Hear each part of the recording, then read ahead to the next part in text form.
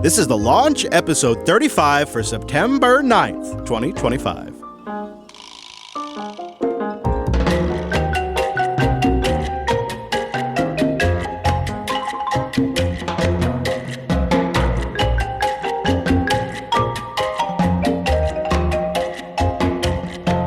Streaming from the beautiful Pacific Northwest and the mighty American West Coast, we greet you all a good morning, a good evening, whenever your timeline may fall.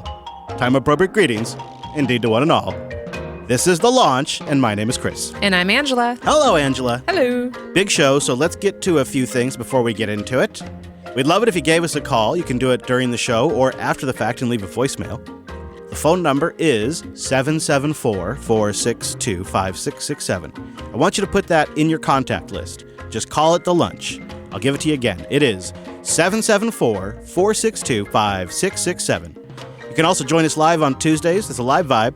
Start at 11:30 a.m. Pacific, 2:30 p.m. Eastern, 7:30 p.m. UTC at jblive.tv or in your Podcasting 2.0 app of choice.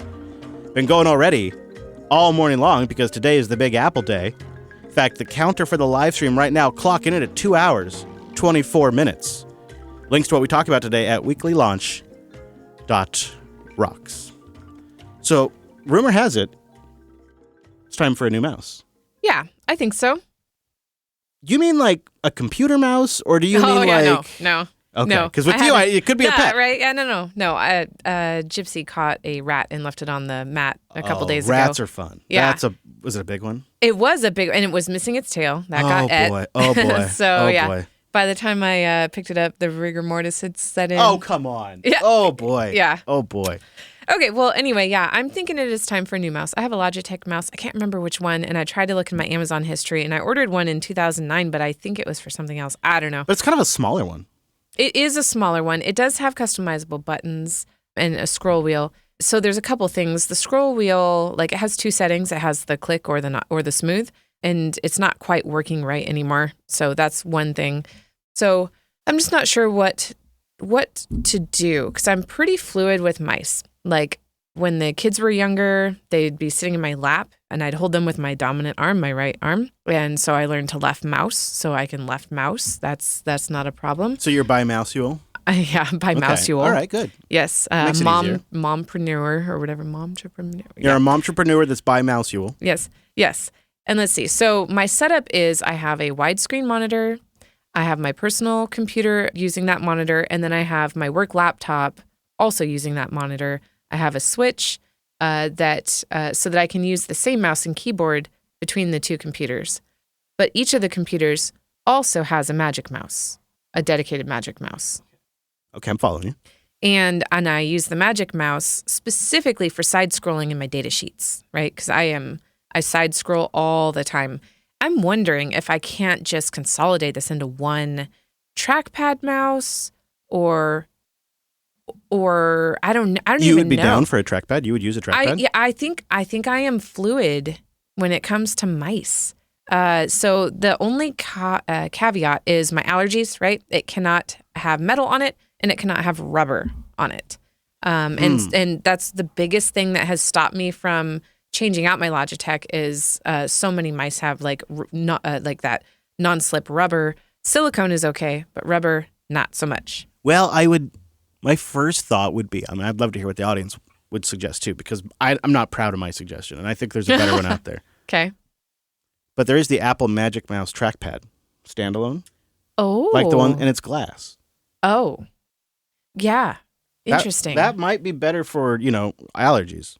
And I could use it for both computers because right now I do have two Magic Mice, because they are Bluetooth or wireless or whatever. Right. I don't want to have to worry about disconnecting and connecting and such. Huh. Yeah, a Magic Mouse, I don't love the Magic Mice. What I've gone for, and I'll put a link to this in the show notes if I can find it right now. So you've just got a big mouse ball. Well, here I do. In the studio, I have a trackball. It's like 3 inches in diameter or something. That's interesting, and it's wireless. It's huge. It's a Kingston trackball. Oh, it is wireless. Interesting. And the trackball itself is just about the size of a pool ball. Oh, he just pulled it right out. Mm-hmm. Yeah, it's about the size of a pool ball.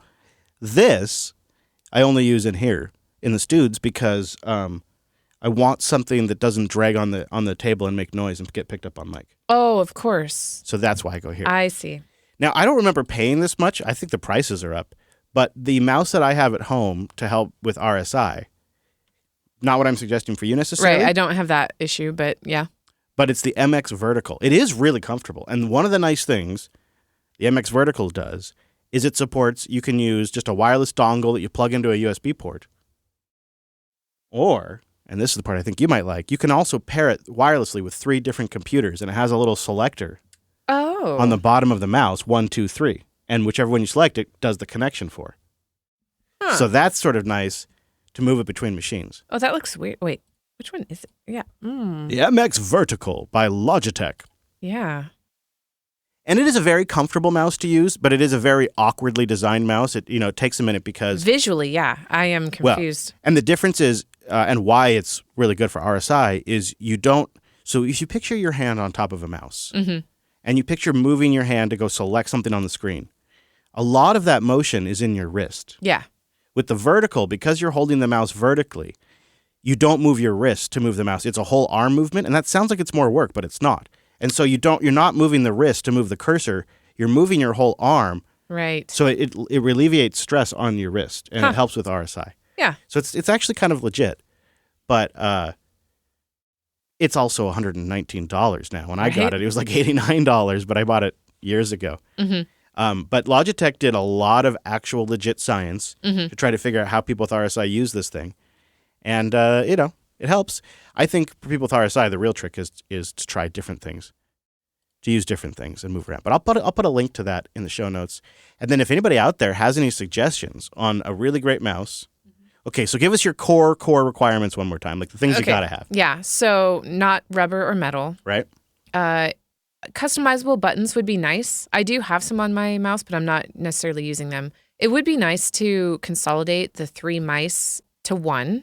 And USB dongle would be preferred so that my KVM can switch it between the 2. So Bluetooth, not ideal unless the mouse itself supports Bluetooth, but then it's one more thing you have to switch. So USB dongle is ideal. And USB-A dongle. Yeah. And so, the ability to side scroll. Like if a button could side scroll or if the scroll wheel side scrolls, or like, that would be a weird thing to get used to, but I probably could. Yeah. And that would help consolidate the 3 mice down to 1. Some of them have like side wheels. Like I have a mouse that definitely does the side wheel thing. And then some of them do buttons for side scrolling. And like the Apple Magic Mouse, you can swipe for side scrolling. So it's, All right. There you go. So Andrew's in the market for a new mouse. Boost in and let us know what you think she should pick and what's worked for you. It's not an easy thing. But once you pick the right mouse, it's something that can last for a long time. This one's lasted you forever. Forever. So it's probably time. Yeah, before kids even.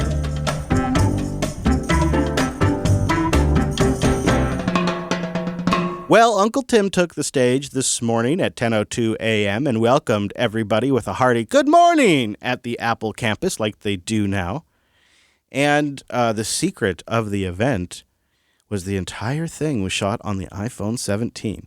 Which is funny they noted that because it seemed a little off. The shots weren't quite as dynamic or as rich. And I thought I'm not making this up. In the back of my mind, I felt like this feels like a tick lower budget than their previous videos. And then Weird. More than midway in, they say, and we're shooting this on the iPhone 17. Oh, well, it wasn't just iPhones. Apple started, we're going to go in chronological order here. Apple started with new AirPods. AirPod Pro 3, the number 3. And the big feature for these is new live translation feature. If you're traveling, they'll do live translation. Oh my gosh. Welcome to the future. Huh. How do you feel about wireless earpods or earpods in general? You're not really a big user, right? Me? Yeah. Oh, that's funny. Do you use wired ones? I didn't think you were going to ask me. No, I know. You use I'm trying to get you to say use the wired ones. I do use the wired ones because I did get AirPods and I... Got a headache? She turned crazy, started killing hobos. Oh my gosh, yes, right? No, I did get a headache though, or like it was so annoying. Every day after I would use them, I'd have a headache, and then the next, 6 days in, I used my wired ones, no headache, and I thought, nope, and I gave them away. How's the fit? It was fine. Yeah, but the wired ones are really annoying. But the sound canceling, I was on a phone call at the football game, at Abby's football game, and they could not hear the cheering or the band. Jeez, they should feature that in a commercial. The wired ones are truly sound canceling to a degree. Like, wow. Because I can, when I'm on a phone call, I can hear everything on the other side, and it's so frustrating. Like with my misophonia, so like, a bag of chips opening on the other side could kill me. Like I would just die.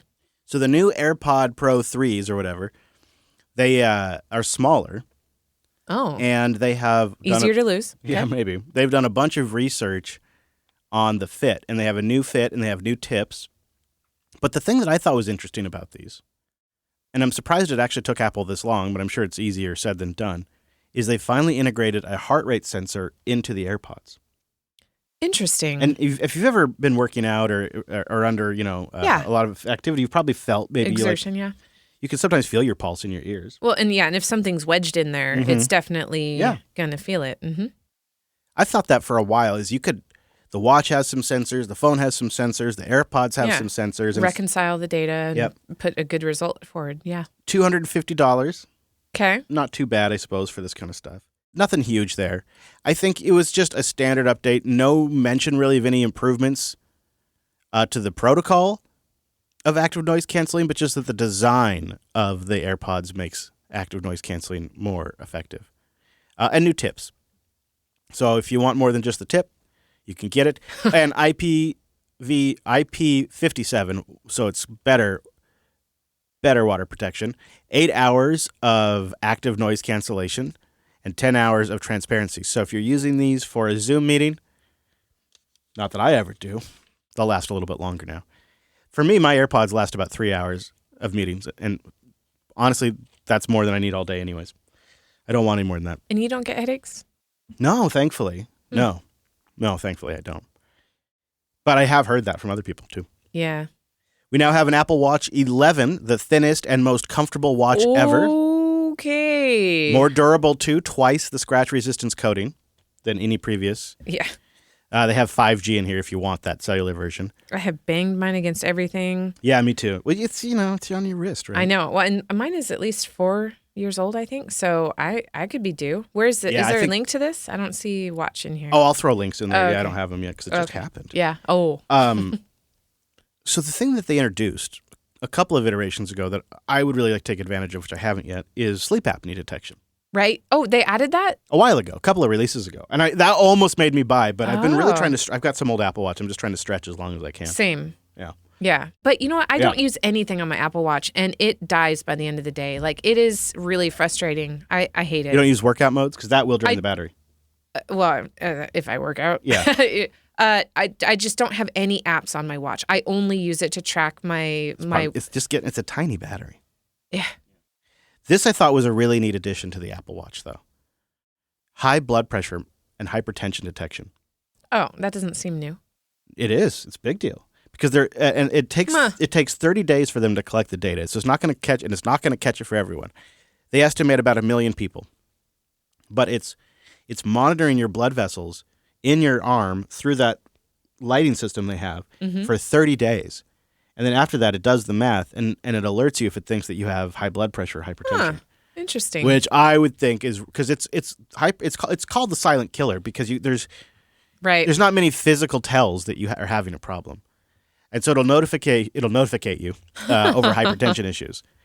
They say, quote, "It won't detect all instances of hypertension, but we expect to notify more than 1 million people of unknown hypertension in the first year." Wow. I want blood sugar detection. I would buy it on credit if it had blood sugar detection. They're also introducing a Garmin-like feature now, which is called your sleep score. Ooh. Tells you how you did. You know, it sounds like, I think the Aura ring does that. Yep. Up to 24 hours of battery life now. In fact, they mentioned the battery a couple of times. Really? Mm-hmm. The other thing I like. That would be great. Yeah. I charge my watch twice a day right now. Faster charging, too, now. 24 hours of battery life and faster charging. You might also like this, Ange. They updated the Apple Watch SE, which is their kind of like smaller one. Yeah. No, maybe you wouldn't. No. Yeah, no, I don't think so. Okay. I don't know which one I have. So the SE has a new modern system on a chip. It has a wrist temperature sensor. Do you know what they use the temperature sensor on the wrist for? Temperature? Well, yes, but do you know what they can derive by monitoring your temperature over a period of time combined with other health stats? Whether you're sick, Maybe. COVID? I don't Maybe. know. What? If you're ovulating. Oh, of course. So they have a cycle tracking system in there that uses... So where do I need to stick it? It sounds useful to me, right? Like, hey, by the way, your heart rate's going up just in case you're getting busy. Just so you know, you're ovulating right now. I mean, that seems like they don't actually do that, but you could. Larger battery. Okay, so I have the Apple Watch Series 7. What do you have? I went bold, and I decided to get a blue one, which I always just do like silver or black. I have green. I wish I hadn't done it because of how long. It's so ugly. And I've had it for so long, right? Like if you have it for 1 year, not a big deal. But if you have it for years, it matters. All right, so I have the Apple Watch Series 6 GPS. Oh, yeah, I have the 7 GPS. Yeah. And now they're on 11. This is 11. Yeah. Okay. You and I are both way behind. Yeah. Yeah, no, it's upgrade time. This is good. Yeah, it is upgrade time.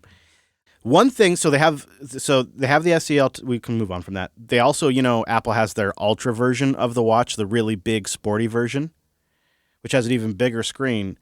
And they added, which I was hoping to see, but it seemed nearly impossible, satellite communications for like SOS. Interesting. Or to send your location Those over hikers. Find My. Mm-hmm. Or to send out a quick message. You can send out a few quick messages. But I think the big deal is you can you can ping 911 from your watch when you're somewhere without cellular signal. You just have to get a clear shot of the sky, and then your frickin' watch can talk to satellites. Wow. It's crazy. That is crazy. It's crazy. And also it has 5G in there. It's also nice to have Find My. Because if you're out hiking for a while and your friends and family want to check on you, the significant other wants to know if you're okay. Yeah. It's nice every now and then to see the location get updated. So those will be shipping September 19th. And, same prices. They're claiming 42 hours of battery life on the main watch, or one of the watches, 42 hours Ultra? battery life. Yeah, I think 42 hours is what they're claiming. Yeah. That's not bad, right? Yeah, that I could just charge it once a day instead of twice. And then we got 4 new iPhones. Uncle Tim came out with 4 new iPhones. So how? Brace yourself. Are they all 17s? Yep, they're all 17s. It's an iPhone bonanza.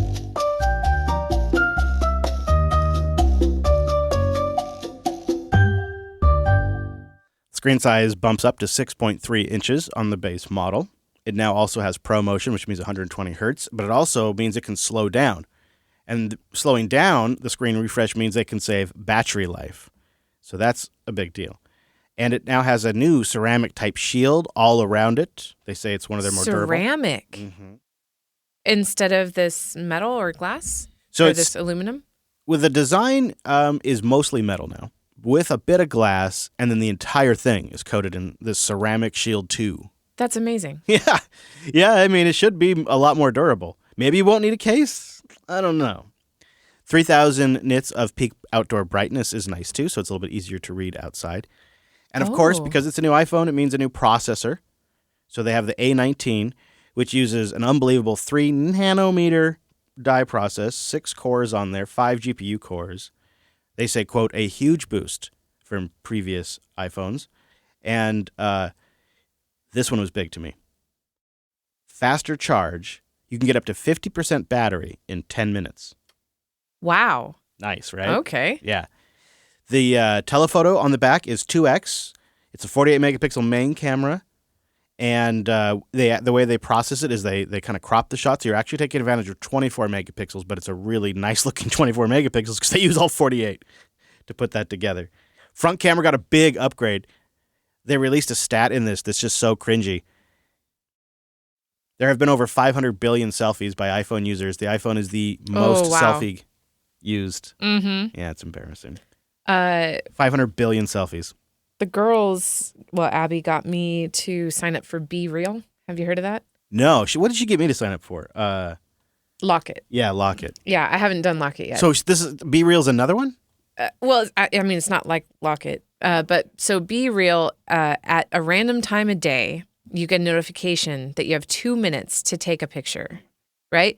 And it takes the front, whichever camera you have it on, it takes that one first, and then almost immediately takes the other one, So she's done some really creative ones, and it actually went off on the way here, and I think I was late. So you have to reveal not only yourself, but the location you're in.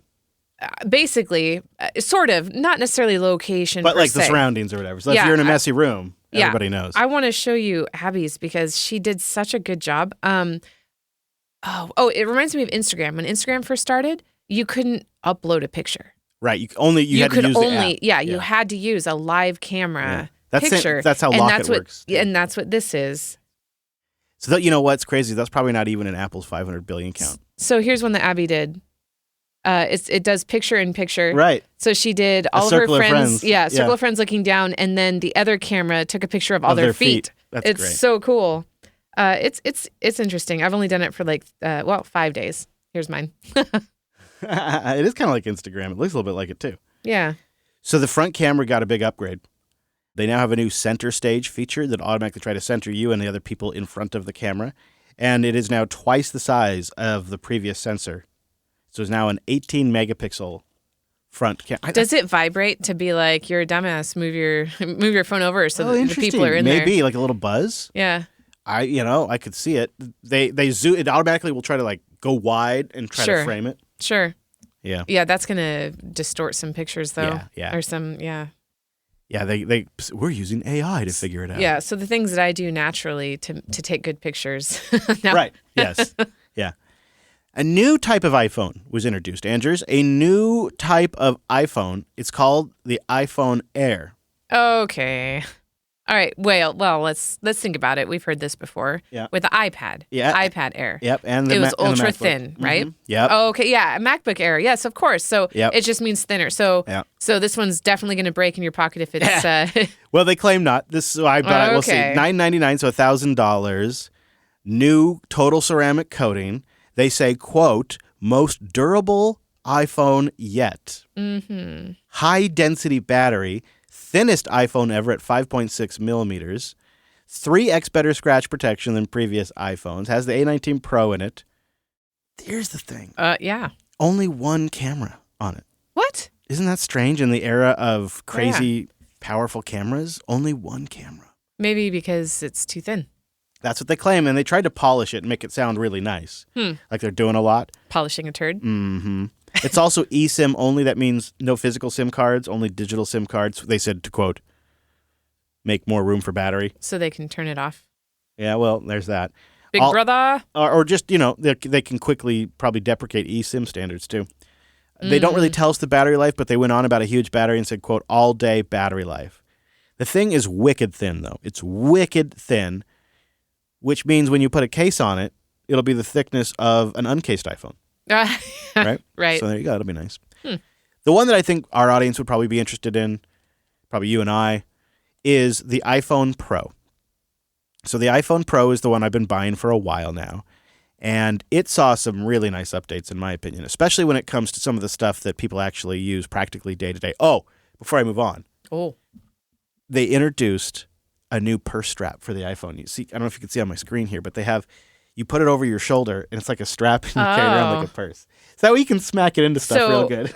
Does the corner of the iPhone have like a... Yep. Or the case or something. A little hook? Like a case you put on it.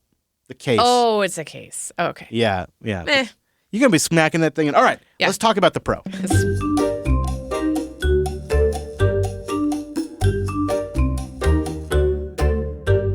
All right. So this starts at $1,099 for the Pro.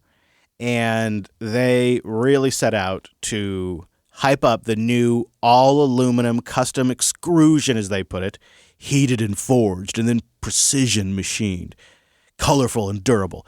And what they really are doing is it's all one single piece of aluminum, and then the guts all get installed inside of it. Mm-hmm. That gives it a nice durability, and then they infuse the color at manufacturing time, and then they, on the back, put what they call a, quote, full-width camera plateau. But the clever thing that Apple did this time is they wrap the antennas around the camera plateau. And what that allows them to do is achieve a better cellular signal. Usually it's somewhere in the band. If you look at an iPhone today, and you're looking at the edges of your iPhone, you'll notice there's little notches in the side of the iPhone. A little notch here, a little notch up there. There's a little notch up there. Those are actually the antennas. Oh. Remember old cell phones that Yeah. That's where they live now on modern cell phones. Huh. And what Apple has done is they've integrated those into the band that sits around the camera bump. Oh, that makes sense. And that way it's not obstructed by a case or Or your blocked hand, or whatever. because your meat, like you see where my meat. my hand meat is right now? Yeah, my Both. hand meat. My finger and the meat of my hand are covering. And actually where my thumb goes could cover an antenna too. So right now I am covering 3 out of 4 antennas on this iPhone. Yeah. And the camera plateau is completely unobstructed. So it actually is a pretty clever place to put it. They have a new back design, which is mostly metal with like a piece of glass on there too, which they showed getting smashed into and all kinds of stuff. Ooh, did they let's see, what would it be? Can you hold the phone closer to your face, or do they still recommend that you keep it like? I don't think so. I mean, maybe 12 the metal inches from your at least ear. now it's all shooting out the back towards away from you, I suppose. I was hoping to see them talk about heat, because as these phones have been getting faster, they get warmer. Well, yeah, and as we have to charge them all the time, yeah. like especially while we're driving, and It's if hot. it happens to be a hot day, Super hot. or like Telegram, you can share your location. If I'm sharing my location to more than one person, my phone's going to overheat. Wow. Yeah. So they have what they call now a vapor chamber, which helps move heat out away from the major components and out into the outer metal shell. Interesting. Which means it might actually feel hotter in the hand, but the components are cooler. Right. Okay. Yeah, I'm not sure. And then you put a case on it. Like, Yeah. do they factor that in when they're reporting on these things? I hope, since they sell cases. Because, I mean, who raw dogs their phone? Some people do, but it just seems when a phone's $1,100 base price, unless you pay out the nose for insurance. Huh. All right, but you know what? Vapor chamber. I'll take it. They say also, because of the cooling system now, the iPhone 17 Pro has 40% better sustained performance. In other words, you're doing something CPU or GPU intensive for a prolonged period of time. The 17 has 40% better sustained performance than the 16 because of this cooling system. I'm not sold on a new phone, but I am interested in a new watch. Yeah. Yeah, I'm kind of quasi, in between. Yeah, I'm not sure. My iPhone 14 is feeling old. Oh, and then I could give Dylan this one because he smashed his. That'd be good, actually. I feel it the most right before a trip. When I'm doing my day-to-day life, I can manage my phone pretty well. Right now, my phone's at 90% battery. Not bad at all. 62. Yeah, okay. If I were at Texas Linux Fest right now and it's noon, my phone's dead. Mm-hmm. My phone's dead. My phone's probably been dead for an hour. And that drives me crazy when I'm traveling. They do obviously have the Max. Not much there. The Max is bigger. The wide angle has a wide angle lens, so 3 cameras, wide angle, telephoto, which is 8x optical, which is nice, and then the main lens, which is 48 megapixel, and then they're offering a 40x digital zoom. So the Pixel 10 just came in with a 100x digital zoom, and Apple's coming in with a 40x digital zoom. Digital zoom's kind of garbage anyways, so it's not really a huge gap, but and they also pushed a lot of pro features for video production in the iPhone Pro, for like ProRes support and Dolby support and things like that. And they talked a lot about the enhanced GPUs. All in all, a decent update. I think a more compelling update than the iPhone 16. Pre-orders go up this Friday, probably like at 5 a.m. or whatever they do Pacific time. And then the shipments start September 19th, which means if I did buy one on Friday, I'd have probably time to get it before Texas Linux Fest. When is Texas Linux Fest? October 2nd. Oh, okay. Yeah. Also, in that beginning, we should have done the housekeeping about no episode next week. Oh, we could mention. Yeah, I was going to mention it at the end. Oh, okay. I was going to mention it, but What if they just don't last to the end? That's true. Some of them do cut out. Yeah, there will be no episode next week because I'm traveling with the wife for her birthday. And then at the end of the month, I'm traveling to Texas Linux Fest. Lots of traveling going on coming up. New cases introduced, all that kind of stuff. 256 gigs is the base storage price. On the Macs, they're going to go up to 2 terabytes if you're crazy enough. Right? Yeah. Wow. I know. So let us know what you think. Send a boost in if any of these appeal to you, if you're going to be upgrading your iPhone, or why you wouldn't be upgrading your iPhone. I'm a man stuck between two worlds. The iPhone 17, I think, is slightly more appealing to me than the Pixel 10. But it's not a huge difference for me. I'd like to know what you think out there. Boost in. Let us know. Also, speaking of boosts. Now's the time. It's the song of the week. Remember, you can boost the track.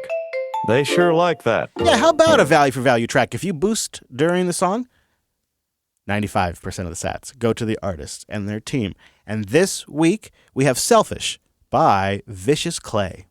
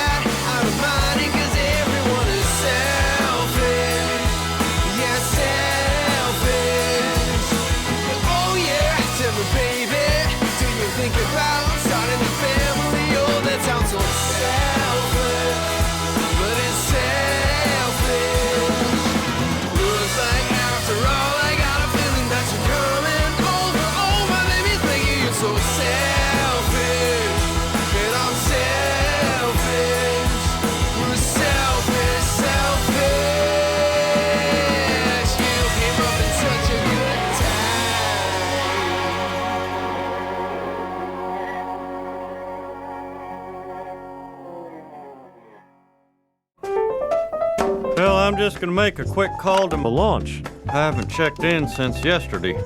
774-462-5667. That's it. All right. 774-462-5667. Call now. We got a batch of voicemails to get to this week. I think Andrews is over there pre-ordering herself an Apple Watch right now. She's like, I'm getting that. I'm looking at, all my options is keeping it $399, so that's cool. Andrews approves of the new Apple Watch, I take it. All right, well, let's get to these voicemails. We got a nice batch, and the first one comes from Eric from the R Podcast. Hello, JV crew. This is Eric, also known as R Podcast. I tried to call in a few weeks ago, and maybe my cell phone just decided to be very angry at me that day. Nonetheless, I just wanted to say both me and my son absolutely love this show. yeah, the lunch thing is kind of fun, but you got to keep it to launch. I'm just saying. Otherwise, I'll have an angry kid behind me every time we listen to it. Nonetheless, my real question is probably not related to your show topic, but I am organizing a virtual conference in a couple months. I've been doing it for a few years now, and I'd love to replicate what you've been doing for these extremely funny and entertaining, songs, AI-generated songs and jingles. Would you mind sharing kind of the tooling behind that? Because I really want to do some fun stuff with data science and the R language with this kind of spin. Anyway, love the show as always. Hope you and Angela keep it up. And look forward to listening next time.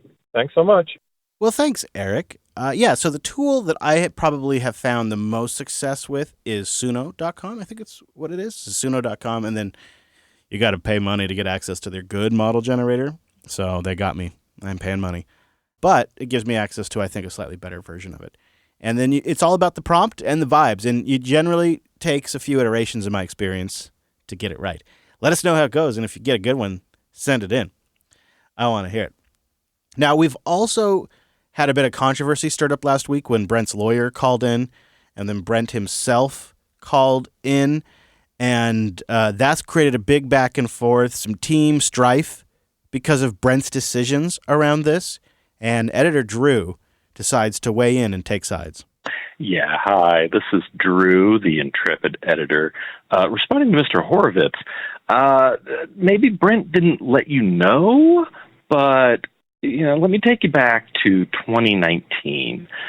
Brent had just purchased tickets for the Dave Matthews Band World Tour taking place in 2020, and so he was a little short on being able to pay me for editing services for the brunch, and he actually gave me a 51% ownership of the brunch.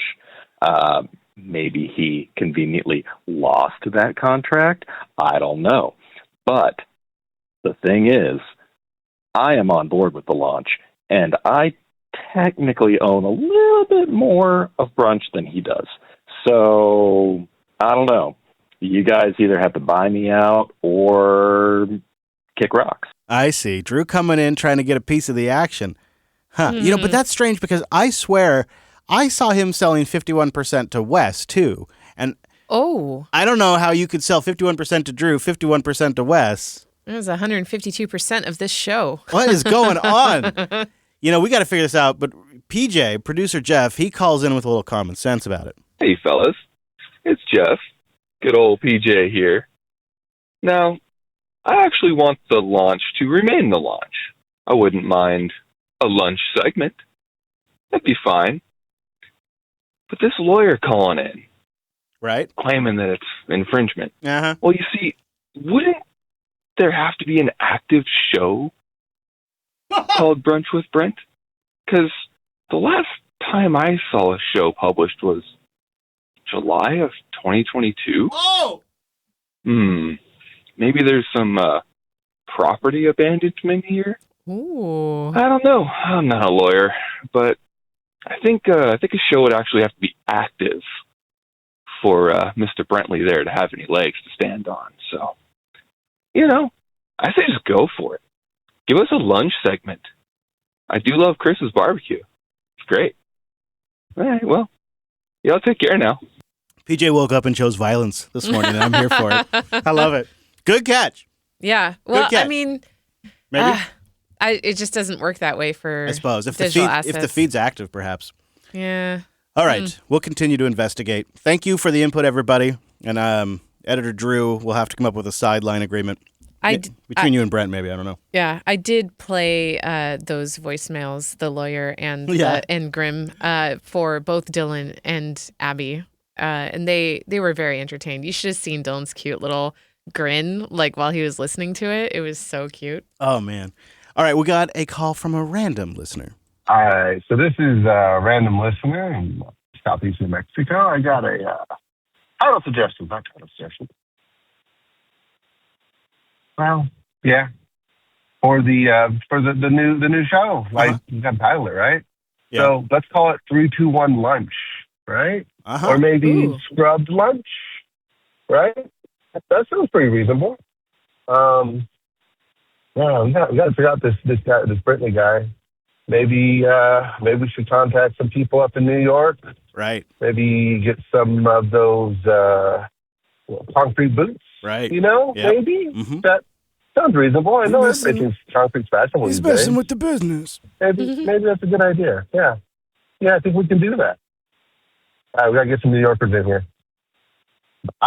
Random, why this is a great idea is Brent's going to be traveling on the East Coast. Accidents happen. It's a long drive. Yeah. Podcasting is a cutthroat business. When you get into digital media, you get in all the way. That's a good point, random listener. All right, we had a call on AI and jobs, a topic that we brought up a couple weeks ago. Hey there, Chris and Angie for the launch. Talking about your segment on AI and the jobs. I'm so sick of that. Where do they think experienced technology people come from? If companies don't hire entry-level people, eventually they won't have any experienced ones. And they'll just be stuck with talking to the machine, which is brain damaged at best. Idiocracy. It tells them what they want to hear. It's also, as the CBS thing kind of talked about, it's companies need to feel the need to juice their stock price. Because, after all, that's how executives get paid, right? Shares. Same shit, different day. It's not different than outsourcing in many regards. They're just another way to reduce headcount, increase the stock price. Yay. Especially since CEOs can be sued for non-performance if they don't make the stock price go up. It's a capitalization gone to an extreme. Capitalism gone to an extreme where it seems to be the only thing that matters is number go up, right? Anyhow, this is Kevin from Raleigh. We've chatted. I'm seeing a lot of it, and as somebody who's on the tail end of a career, I'm glad I'm not looking for a job. 10 years ago, I was looking, and it took me 10 months to land a new job. So this isn't really new, right? They're just not hiring the youngs because they don't have experience. They're not rehiring the olds because... Kevin, what I'm hearing you say, let me hit the time limit there. Kevin, what I'm hearing you say is invest in AI. Play the market. No, I follow what you're saying there. It will, I think it will be your lower level positions, initially. The younger ones, perhaps. It is, how will apprenticeships work in this era? Still something we'll have to navigate. Magnolia Mayhem called in during lunch to talk about... I don't understand what the heck is going on here. I'm not really sure, but whatever he wants. Hey, so it's Magnolia Mayhem. I'm just sitting here having my lunch, and I had a thought cross my mind. I want to put it to the community. Now, this may strike you as kind of an odd question, give or take, but I really just have to know. So, considering the standard definition of a furry, does Batman count as a furry? I think it's an interesting question, right? What? Yeah, Catwoman. This is out of nowhere. That was pretty much it. Just he's eating lunch. I hate it. Wondering, does Batman count as a furry? I love it. I mean, that is a mammal, right? Anyway. I mean, I want to say no because it's Batman, but I mean, is he in bat suit when he is performing? Well, is that what defines a furry? I mean, is that the only thing I don't know. It does seem like the furries take it there. It does seem like right? I mean, I guess, there's... it seems like that's where they end up. It's a stereotype, right? Well, it's a stereotype for a reason. I mean, I'm not sitting comfortable with this. I have to be honest. Mayhem has stirred something in me I do not like. They are very furry. There was a, what is it called? Formaldehyde. A preserved bat at the place that pierced Abby's septum. And they got a lot of fur. It's gross. And cute little teeth. Yeah. That was so out of left field. I think he might be right, though. I think Batman might technically be a furry. Yeah. Does he have a tail? Do bats have tails? No, but Catwoman sometimes does. So. Oh, so Catwoman's a... I think so, right? Okay. All right, next call from Cameron, and he's got a call on phone cases, a hot tip. Ooh. Hey, Launch, this is Cameron calling in for episode 33, talking about phone cases. Just want to highly recommend the D-brand rugged line of cases. I've got one on my Pixel 7. It's been working great for years. It does a lot better than the cheapos that you used to get online. All right, thanks. You know, Cameron, I looked for the D-brand rugged, and I found their grip versions, but I couldn't find the rugged version. And he says he has one for his Pixel 7. I have a Pixel 7. I want to try that on my phone. I'd love it. Okay, and then we got a call. It was really garbled. I could only rescue a bit of it, and I think they're asking about AlbiHub. You keep talking about this AlbiHub self-hosting. I really love to do self-hosting, try to learn that kind of stuff.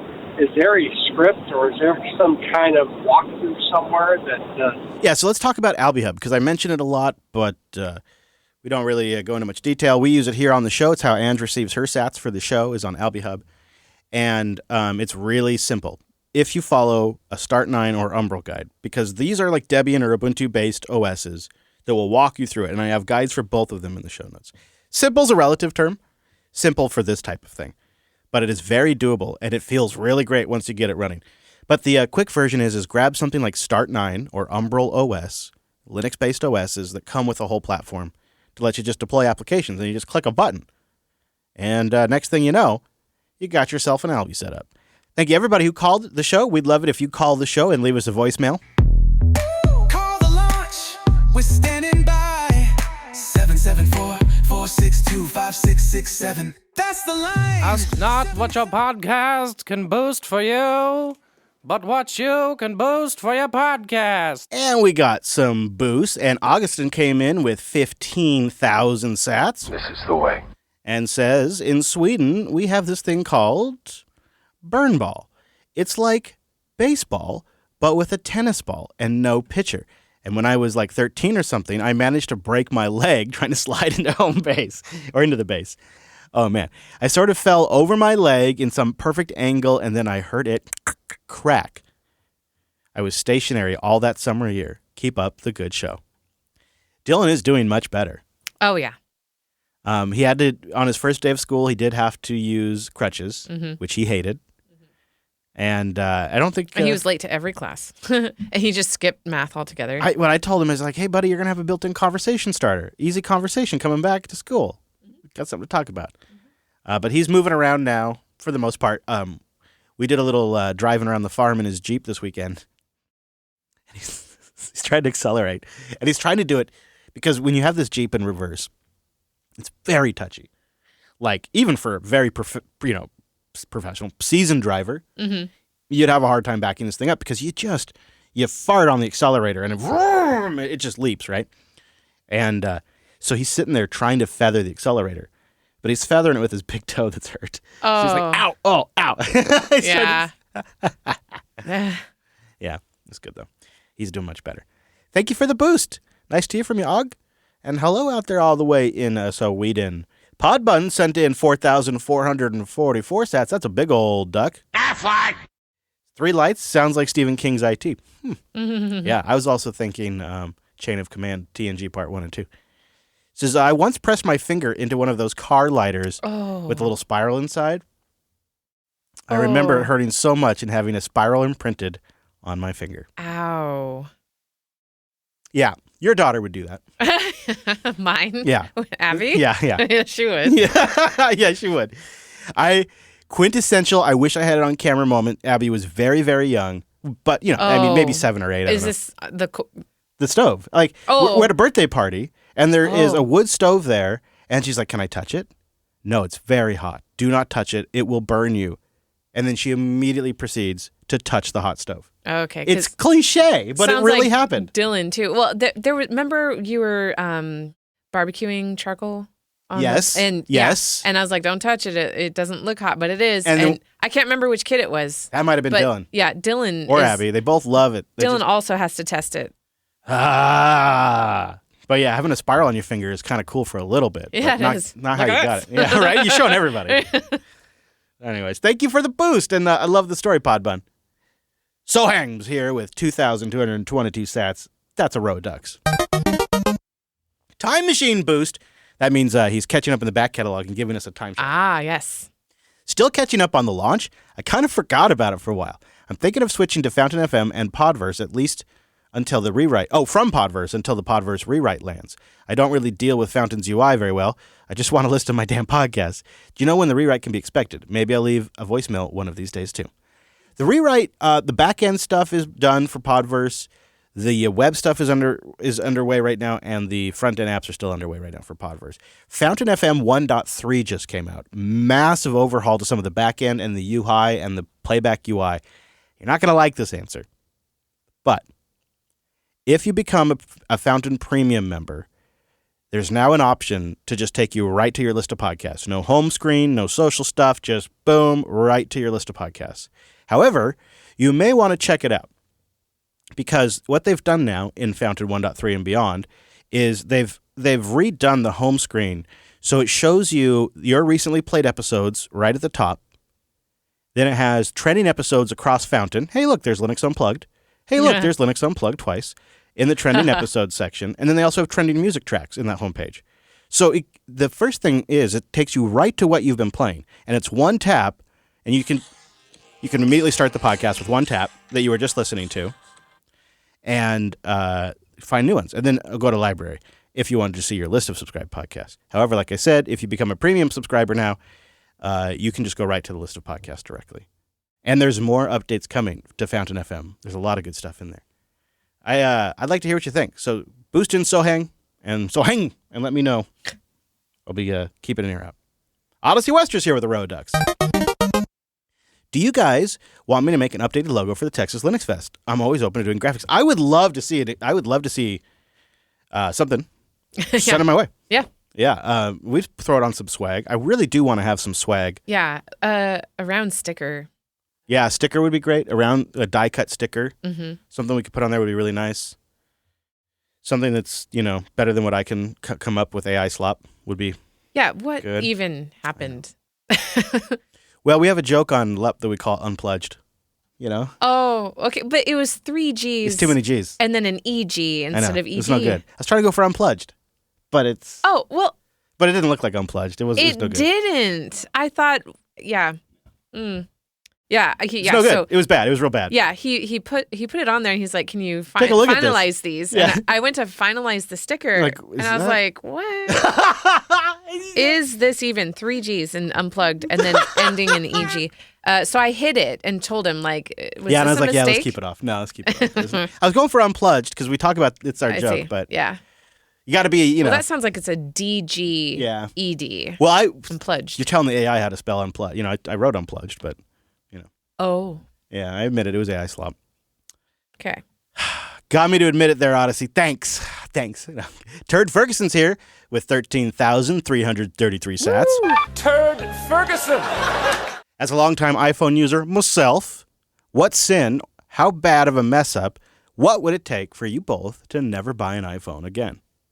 Oh, that's interesting. So Chris is an early adopter, and I am too, but not... Like, he's on the smaller part of the tail of that. Like, he jumps on it right away, typically. It took me till, I think, late 2009 to get an iPhone. Yeah. I wouldn't. It'd be hard, right? I wouldn't. No. It's What a would they different have to- brain. It's a different brain. Like, I just don't need to customize my phone as much. What would they have to do to make me not get one? I mean, I've thought about it. For me, it's more like corporate policies. It's not like they do something wrong with the iPhone. It's more like mine is usability. Well, yeah, that's a big one. Mine was like if Apple became a huge jerk again with if they really started throwing their weight around more than they do with the App Store or something like that. I mean, that's already what made me want to get a Pixel. What would they do to make me never buy one again though? It'd have to be a pretty big screw up. Yeah. Because they've got it on lock. They kind of, their biggest problem is the old ones work good enough you don't need to buy a new one all the time. Yeah. That's their biggest competition. Not so much that they screw it up. Like, I still think it's a product that holds up pretty well to the Android alternatives. The Pixel 10 and the Samsung devices are competitive, especially if you want something like a Fold. Apple doesn't even offer that. But I'm going to turn that around to the audience. If you are an Android user or you are an iPhone user, what would your platform vendor of choice have to do to make you never want to use them again? Oh, for you. Well, the opposite, like to stay with iPhone forever, is that blood sugar. Yeah, if they had glucose monitoring, that would make me want to switch. Yeah, to me, that's why I think it's funny Turd's asking this, because to me it seems way more feasible that Google would do something that would piss me off. Mm-hmm. Just because they have more room to screw up in terms of making things worse. I don't know. But that's a good question, Turd. Chlorophora is here with 2,222 sats.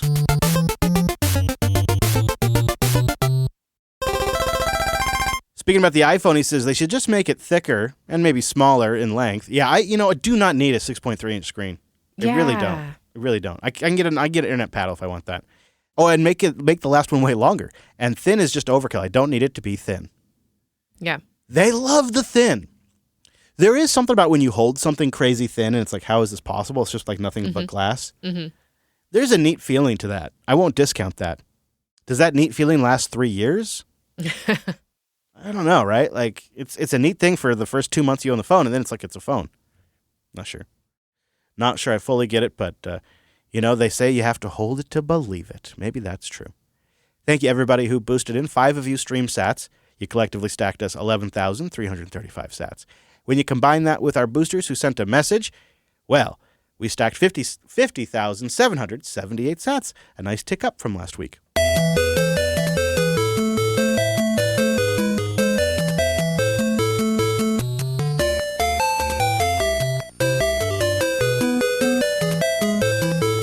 Hey, if you'd like to boost in, Fountain FM makes it real easy. Or you can go get yourself AlbiHub and do it the whole self-hosted route, which is pretty dang fancy, and we do love to see it. Thank you, everybody who's either a Jupiter Party member or boosts in. Keeps the show going.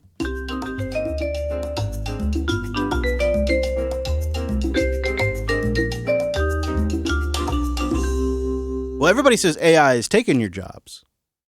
Well, what if the reality is AI may actually be creating jobs? Because sometimes what AI produces, like my unplug sticker, not good enough. Not good enough. And NBC's covering a story of people that are specifically getting work to clean up AI stuff. AI has led to concerns that the technology could replace workers across industries. But some people are now kind of flipping the script through a new category of work. It's essentially fixing AI's mistakes. And even though companies are trying to use AI to eliminate some positions, a recent report from MIT found that 95% of these generative AI pilots that these companies are implementing, they're actually getting zero return on that investment. Generative content can be riddled with mistakes that rarely make for a satisfactory final product. That is where human beings can come in. Writers are fixing AI writing mistakes. Artists are cleaning up wonky images, and software developers are fixing app glitches. Let's bring in NBC News tech and culture reporter Angela Yang. She spoke to some of the... Let's not. So, isn't this I'm not saying this is a huge trend or a huge wave, but don't you find it interesting that after all of the sky is falling, it turns out, actually, we need humans to still review it, so we're hiring people. Yeah, well, there was that whole company that the AI was humans. Yes, so, right. Right, it stood for Anonymous Indians. Right, that was classic, actually. Anonymous Indians. Right, it did. Yeah. All right, so I might want to go to Bloomington, Indiana, and no. What? It's not because that's where the blooming onion's from, the Bloomington Onion.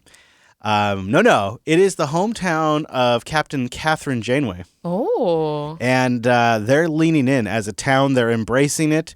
And I love it. I got to go. I got to see it. We've been in your hometown all evening long here, exploring Bloomington, Indiana, down in Monroe County. And the town is known best as the home of Indiana University, the Beeline Trail, and Lake Monroe. But it's also a sci-fi connection for Star Trek fans. A statue along the Beeline honors the fictional character Captain Catherine Janeway. Janeway led the Star Trek Voyager set in the 24th century, and she played the show's first female commanding officer. In the Star Trek universe, Captain Janeway was born in Bloomington in the year 2336. The statue symbolizes the push for kids to explore and embrace science and for all to enjoy the arts. We celebrate the arts and everything that's unique about Bloomington. I know there's a lot of towns and a lot of cities that say keep Portland weird, keep Louisville weird. Bloomington's pretty weird also, and that's one of the quirkiest, weirdest things about us, and we're quite proud of that. Notice he didn't say anything about Seattle. Yeah. Just to give cred to that. Yeah, but okay. Yeah, so she wasn't actually born there. No. Her character was born there. Yes. That's hilarious. I know. I was wondering. This is their weird, quirky thing about their town? Yeah. Well, they were like. She was born in Bloomington in 2346 or whatever it was. And I'm like, well, that's the future. Oh, so it's not actually. No. I mean, What it's does a she fun think of idea. this? It's just a statue. Do you know what she thinks of it? No, I'm sure she loves it, but I don't know. I don't love it. I love it in the sense that if I were already in Bloomington and I were walking the streets, I would absolutely stop. I would be one of the 500 billion that take a selfie with the Janeway statue. Uh-huh. I'd take pictures of it, and I would enjoy that moment a lot. Mm-hmm. I'm not gonna just go on a tourism trip to Bloomington just because they have this statue. And if this is their weird and quirky thing about their town, they make it sound boring. It reminds me, I'm not even kidding you. This is a serious story. On one of our road trips, I don't remember which one it was, but I had Brent with me on this one.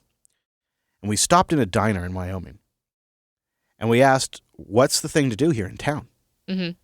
And the guy says to us, well, there's a JCPenney's. Oh, gosh. Ooh.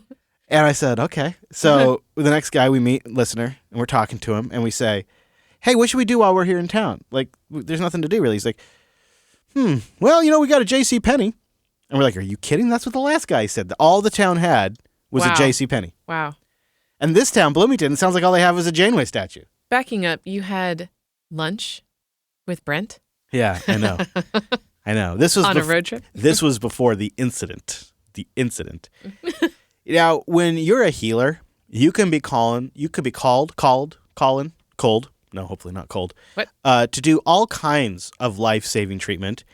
And often those people are intoxicated. And sometimes it's not people at all that are intoxicated. It's animals. And they still need life-saving help. It went viral, so I'm so glad you chased down the story today. When fermented peaches turned a dumpster into danger, longtime Letcher County nurse Misty Combs stepped in to save the day. It is truly the kind of story that makes you say, only in Kentucky.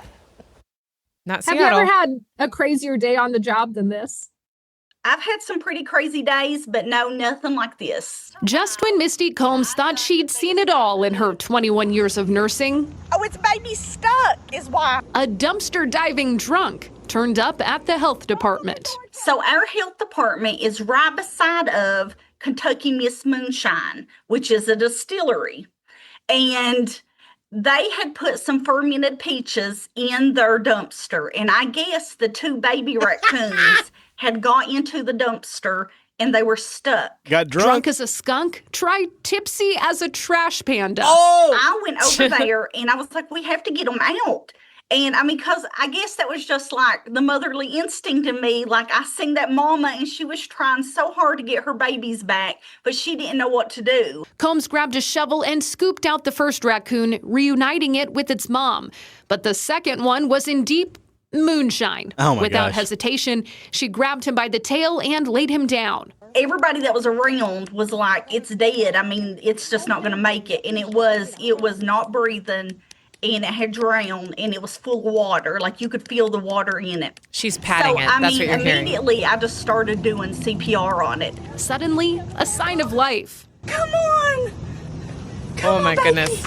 Come on! The entire time I was doing it, I was sort of afraid that it would come to and eat me up. And, raccoons carry rabies, so I was afraid of that. Fish and Wildlife responded before the town drunk turned into a mean drunk. They transported the little guy to get sobered up at the local vet. Oh, my Did you just go back to work after that and get back to a normal day on the job? I sure did. When Otis Campbell, named for the infamous Andy Griffith Show character, of course, made his return to the health department, Combs had the honor of reuniting him with his family. Goodbye, Otis. I was tickled to death that it was able to join its mom again. We all have those days where maybe we need a little moonshine, and it's going to happen from time to time. Oh, my God. And that's okay, too. Yeah, that poor little raccoon. I hope it stays out of the dumpster. Oh, my gosh. Combs says she is not trained in animal CPR, but she did what she could in the moment to save the little guy. As for Otis, he has been charged with DDUI, dumpster diving under the influence. Oh, my goodness.